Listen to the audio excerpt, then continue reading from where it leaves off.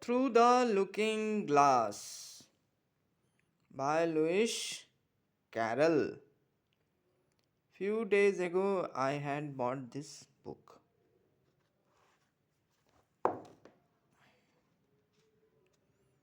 In 1865, English author Charles Lutwidge Dodson, aka Lewis Carroll, wrote a fantastical adventure story for the young daughters of a friend.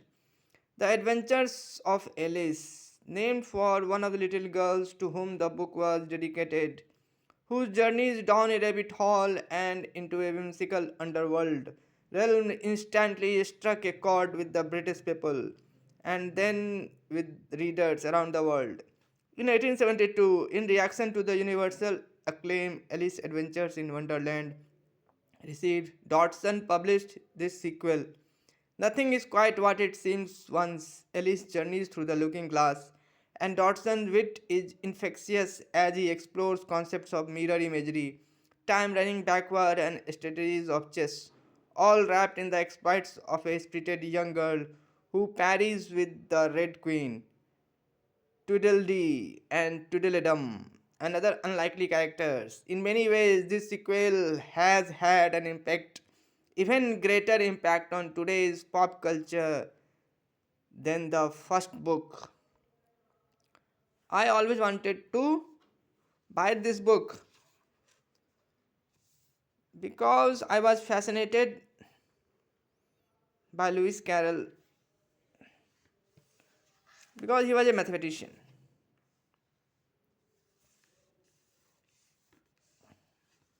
Through the looking glass, Alice.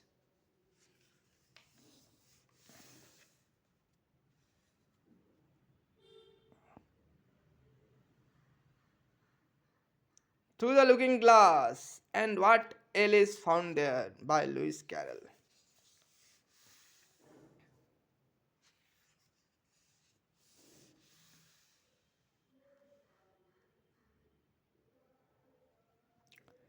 Child of the pure, unclouded brow and dreaming eyes of wonder, through time be fleet, and I and thou are half a little asunder. Thy loving smile will surely hail the love gift of a fairy tale. I have not seen thy sunny face, nor heard thy silver laughter.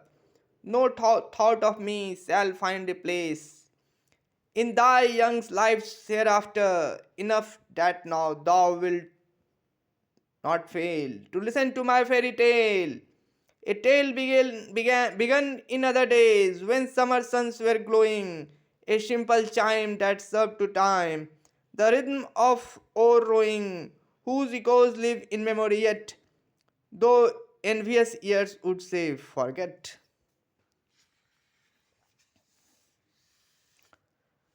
Come, hearken then, ere voice of dread, with bitter tidings laden, shall summon to unwelcome bed.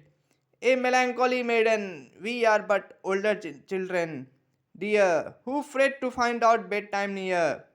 Without the frost, the blinding snow, the storm wind's moody madness, within the firelight's ruddy glow, and childhood's nest of gladness, the magic words shall hold thee fast, thou shalt not heed the raving blast. And though the shadow of a sigh may tremble through the story, for happy summer days gone by and vanished summer glory, it shall not touch with breath of bale the pleasure of our fairy tale. First chapter, Looking Glass House. One thing was certain, that the white kitten had nothing to do with it.